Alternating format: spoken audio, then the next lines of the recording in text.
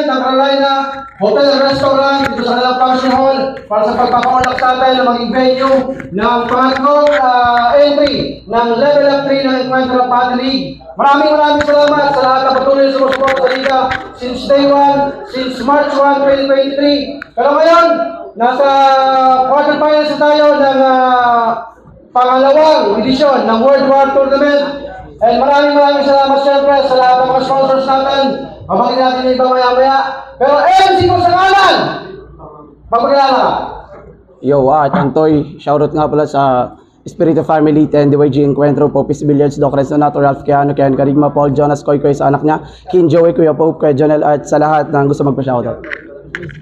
MC ko sa kaliwa! Magpagkilala. Yo, Day. Diwang Bus. Shoutout sa mga tropang boy. Shoutout na pala sa hari ng Bara Bicol Champion 2024 Rookie ng Dawang Bus. Abangan natin yung hari ng Bara at hari ng Biga 2025 ng Pilas Astig nagalapit ulit sa Naga City ngayong September. Nanalo ng pointos si Tantoy, pinili niya mauna si Day, quarter finals ulit ng World War Tournament. Kaya natin, unang banat, Day. Day? Pagtapos kong ibadibag yung mga veterano ng Sorsogon, tinapat naman ako sa walang kwentang baguhan, tas tindigan pang abnoy. Pero okay ka na, boy! Para pang gatong sa apoy! Kaya naman ngayong gabi saksihan ninyong lahat, mga brad, kung paano ko paglalaroan tong toy round 1 game! Putang ina mo, nog! Dinay? Inay! Parang tanga tuloy ako, bay. Sobrang itim mo kasi ngayop ka. Mukha tuloy ako nakikipag-battle sa sinampay. Tangin na kasing kulay yan. Binabalot ng kadiliman. Tapos yung itsura mo kandi alam yung adored. Tangin na kung sila yung kulay against the light. Ikaw naman against the Lord. Pero Morge, alam mo ba kung bakit yung kulay mo mas maitim pa sa butas ng puwet?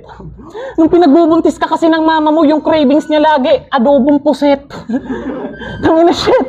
Tapos talaga nila, nilakas pa ng loob mong ipagsigawan na engineer ka?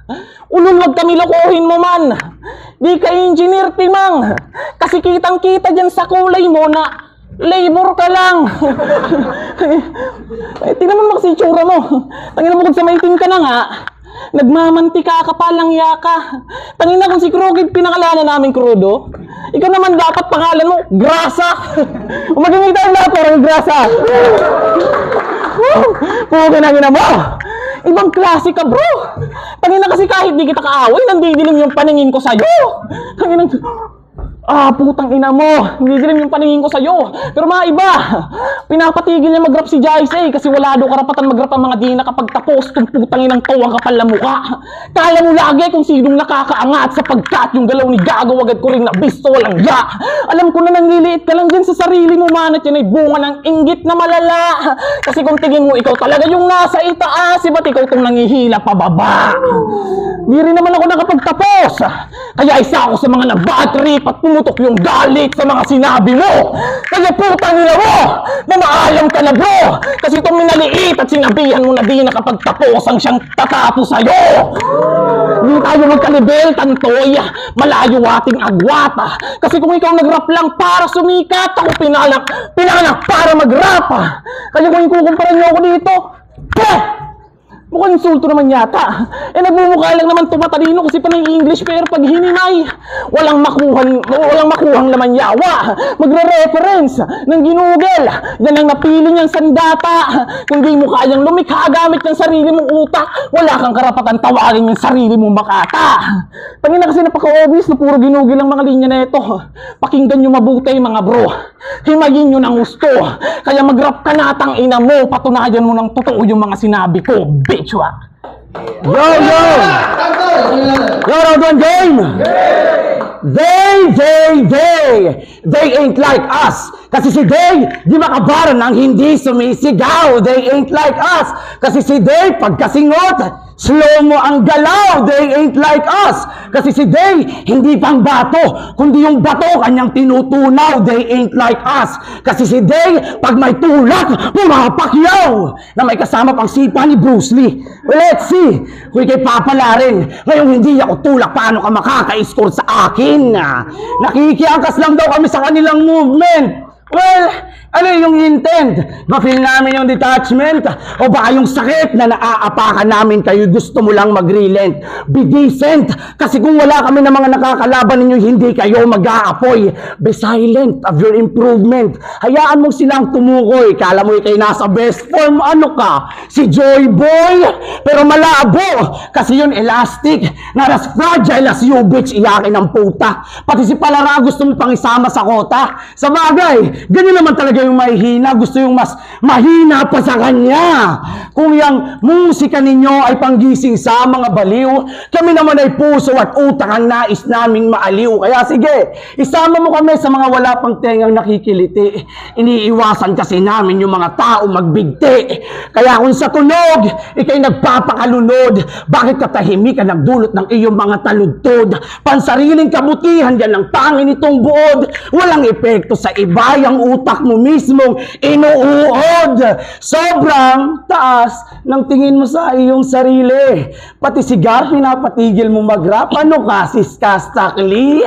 Wala ka pa namang titulo. Sobrang laki na ng iyong ulo. Wala kang ang quotable lines kasi kino-quote mo lang yung lines na mga nakakalaban mo. Sabi ni ganto, sabi ni ganyan, tsaka niya dudugtungan. Kinakain ang sinuka ng kalaban tapos, idodora mo na naman. Halos kalahati na mga verse pinupulot sa kalaban, dapat boto ng mga hurado 0.5 lang. Para malayo para sa kalaban kahit nasa malapit. Baka naka 0.5 yan. Point of inquiry lang. Na kung walang line markings, panlalait, at puro lirikalan lang tanong, masasabay kaya yan?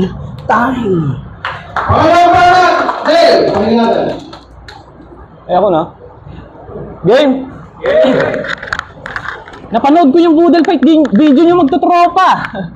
At kitang-kita doon na ibang klase ka talaga. Walang hiya kang tanga ka.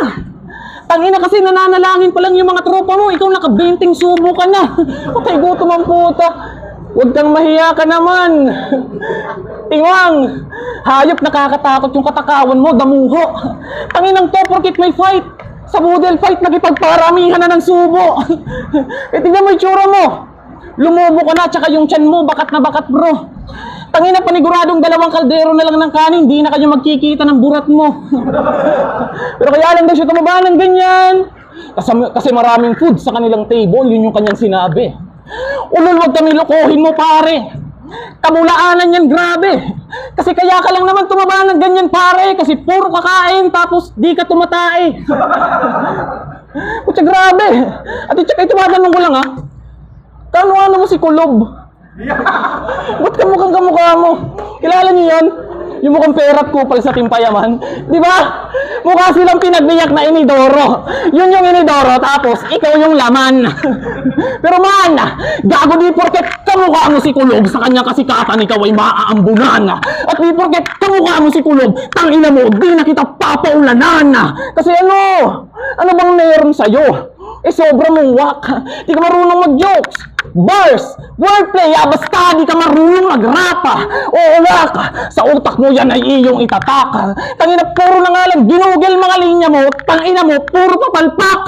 Kasi, laban na ito kay Jaisay, sabi niya, pagdating sa battle, di ako magpapadaig sa'yo. May tattoo ka lang pero walang laman yung Gcash mo. Nick! Tangina mo, alam mo nung narinig ko yon? Yung kaalaman ko, saglitang nagsilikas bro. Tangina, ngayon ko lang nalaman na kailangan muna magpatato para magkalaman yung Gcash mo. Tangina, alam mo nung narinig ko yun?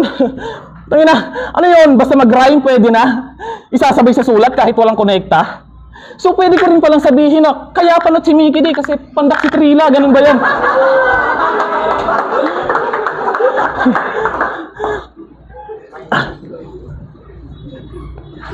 Tangina mo.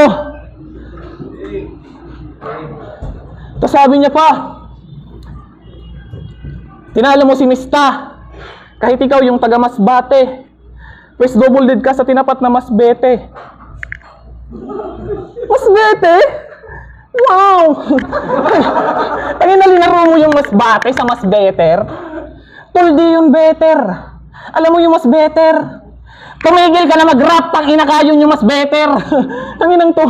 Alam mo ba sa mga sinabi mo? Malamang si Rizal Annoyed!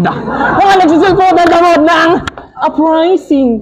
Hashtag Wordplay Wag Galoid! Sabi naman meron pa. Sabi niya kay Crazy One. Alam mo ba kung saan napupunta yung sabaw ng instant noodles ko? Nag-evaporate sa himpapawid kaya lumalakas yung bagyo. Ha? Pagin naman nung kinalaman ng instant noodles sa paglakas ng bagyo, tarantado! Yung katangahan mo, wag mo naman masyadong ilitaw. Ang inang pinipilit i-connecta yung instant noodles sa paglakas ng bagyo sa bagay. Ganun talaga maiisip mo kapag yung utak mo sabaw. Tanginang to, nakakatawa, napakabobo, halatang di nag-iisip. Di siya aware na lumalabas lang yung instant noodles pagtapos na ng bagyo, di ba? Kasi kasama sa relief. Kasama sa relief. Hayop mo pare, napakawit mo. Grabe, tangina legit ang cringe, ang live tik, yung mga split mo tae. Gusto mong madali mga katulad ko pare? Siguraduhin mo muna na kanya mo sumubay sa mga gatong atake. Sige daw. Yo, round 2 game! Laban ni Day at Garrison, kita nyo. Si Day ang may hawak ng dildo. Ang tawag doon, titing buang. Pas kalabit ng gatilyo, bang, bang. Dito sa mga mahilig namang bembang. Di ba ni sana pagsabog malabig, bang. Mga wang boos. Markado ng espiritu, tsak titembwang. Si mama mo, nagrarap pag nakabasag ka ng pinggan. Mahal ko ng mama ko, winawalis na yan. Tanginang, laki-laki mo na, hindi mo pa alam ang proper etiquette. Sa edad mong 23, di malabo na meron kang mental deficit. Kung yung araw, ako naman yung gabi, di ako makasasabay sa'yo. 8 oras kang pagod sa trabaho sa akin, mamamahinayang tulad mo. Kaya sige, ikaw na yung sikat, ikaw na yung tirik, inaabangan sa madaling araw. Pero pagdating sa akin yung sikat, mo titirik at ang madadali naman tong araw. Magkaiba tayo ng forte. Laging on point, mga angle na para bang apex. Habang yung sa'yo naman ay parang Legazpi na may 40 degrees heat index. Ano, hot ka pa rin? Hot ka pa rin, tangina ka? Kanina pa ako sunog, wag mo akong asarin. Kung ikaw nga yung araw, ako naman yung black hole. May kalalagyan ka sa akin. Misteryoso, mga bara ng espiritu'y mystical. Self-centered ka masyadong egotistical. Puro dislike, puro mo kalaban, masyadong antagonistical. Puro naman sip-sip, kay Busnik, galawang parasitical. Kailan ka ba titigil na hayop ka? Sabi ni Busnik, kapag lango-lango at sabog ka, humihingi ka daw ng battle Pes kung trip lang lahat ng to sa'yo, ito ay Flight 812. Sigurado na sasabog pag lumilipad na naman ang isip mo na para bang ikay nasa kalangitan.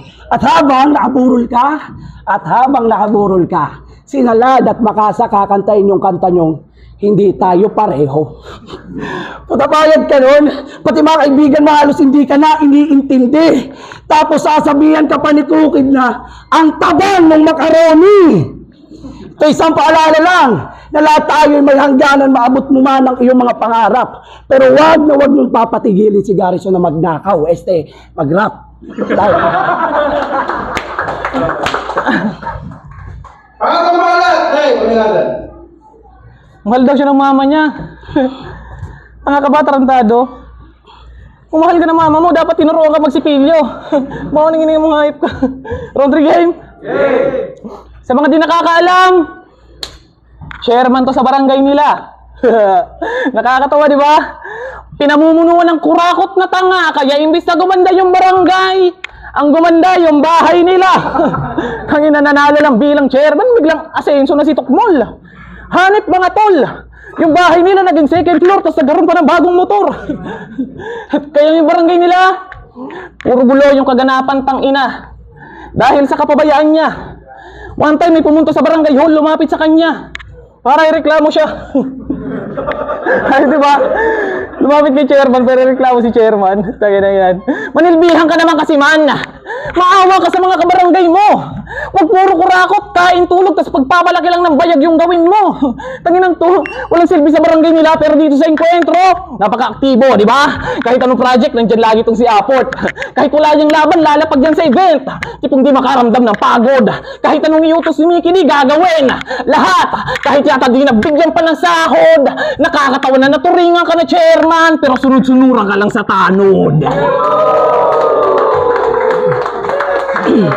Pero mga iba, tumatanong kita, bakit tinatawag mo yung sarili mo na rapper, ha? Paano? Tangina ka! Kasi bukod sa dadalawa na nga lang yung battle mo sa YouTube, tangina ka, wala ka pang kanta! Kaya paano ka naging rapper? Kung yan lang yung kaya mong estilo! Paano ka naging rapper? Tangina mo, kung di mo kayang lumapat sa bito, sumabay sa metro, paano? Tangina ka, nakaapa ka lang ng tablado, feeling mo rapper ka na? Kaduto ka lang gumawa ng mga basic na tugma, tangina ka, feeling mo rapper ka na? Di yung ganun!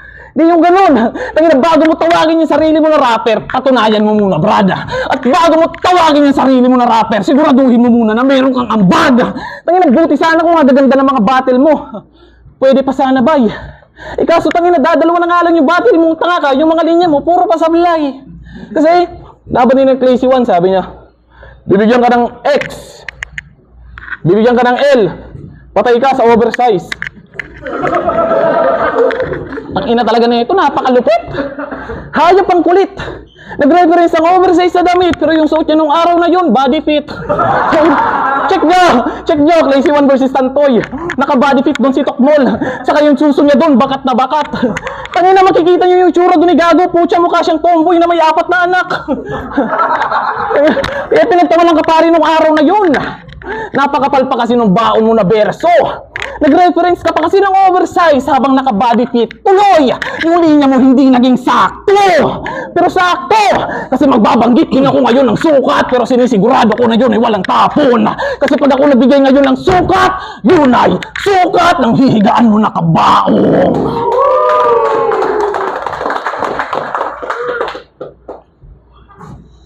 Yo, round 3 gang! Para makapaghanap ng iba pang angles, sinearch ko din pangalan mo. They derived from an epic warrior, Karna, na karakter sa Mahabharata. Biyasa sa pakikipaglaban at paggamit ng pana sa'yo'y di bagay yata kasi mukhang kalahati ka lang nung David. Pag may bato lang may tama, may kamaong tigas laban sa 20 pesos na bigas. May serbisyo na likas laban sa pautal-utal mong pagbigkas. Ang laban na to'y mala Duterte at Marcos, who will you trust? Isang galit sa adik at galit sa bypass. Bigyan niyo ako na magandang rason para matakot kay Day. Ngayong paghahayop ko'y out of this world, di ako mahina na pray. Tingin mo sa akin ipang FT? Sa size kong XL plus 3, idadagdag ka sa panalo ng magka-positive 3. Pangatlo ka sa napatay, ito ay killing spree. Dama mo'y pain sa dala kong catastrophe. Yung trophy, kanino kaya sasang-ayon? Kung ayon sa layon, ang misyon ay talunin ka. Kung saan na lang maaabot ang mga tala kung itong limitasyon ay nalampasan ko na. So, kala mo ba ikaw ay tunay? Kung ikay karapat-dapat sa mga papugay, magpakita ka ng husay.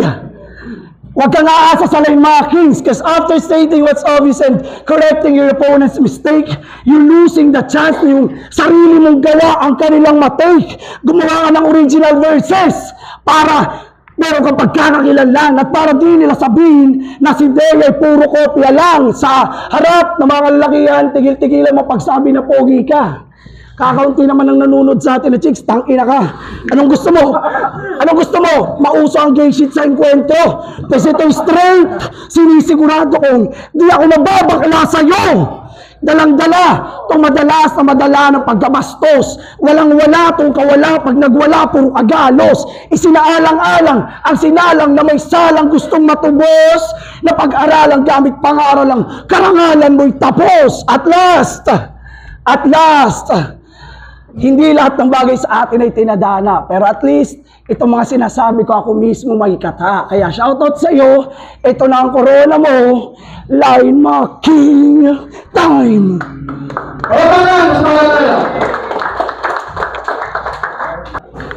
Ang laban, Day versus Tantoy. Pangalawa na semi-finalist ng World War Tournament. 5 kay Day. So, maraming salamat sa encuentro, salamat sa mga tropang sumuporta. Shoutout sa Isay Glow TV. Diwang Bus. Yo, salamat sa lahat. Salamat.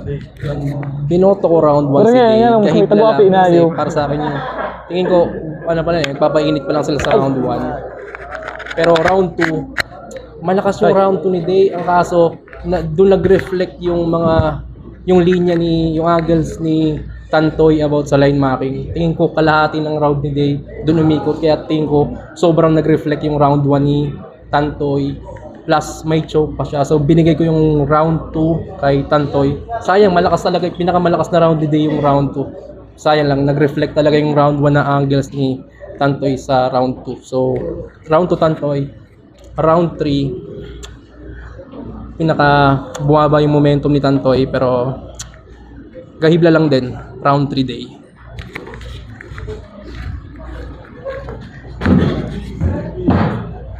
Yo, Trila. Tantoy versus Day. Ayun. Round 1 para sa akin. Nakuha yun ni Tantoy. Malakas yung baka ni Tantoy.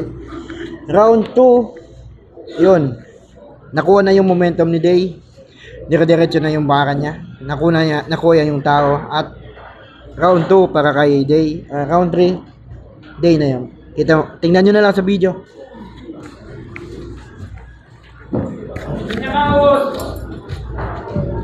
Yaw Oros Day versus Tantoy. Sa round 1 ibinigay ko kay Tantoy kasi yung laban nila bara sa bara. Parang mas lumamang si Tantoy dun. Mas maganda yung mga binitawan ng punches para kay Day. Tapos si Day medyo malamya. Sa round 2 naman, jokes over bars kasi yung jokes ni Day napaka-clever na lumamang na parang namak niya si Tantoy doon sa round 2. Sa round 3 naman ibinigay ko ulit kay Day kasi yun, mayroon siyang malakas na binitawan doon na yun ang hinaantay ko sa round 3 ni Tantoy na makabawi, pero hindi, parang nalaylay siya doon sa part na yun. Props kay Tantoy, congrats kay Day.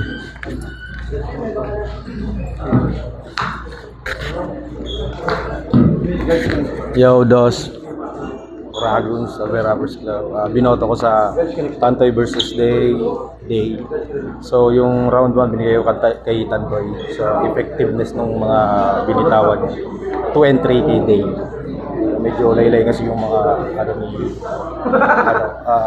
laylay yung mga binitawan ni Tantoy na 2 tsaka sa 3. Kaya Day.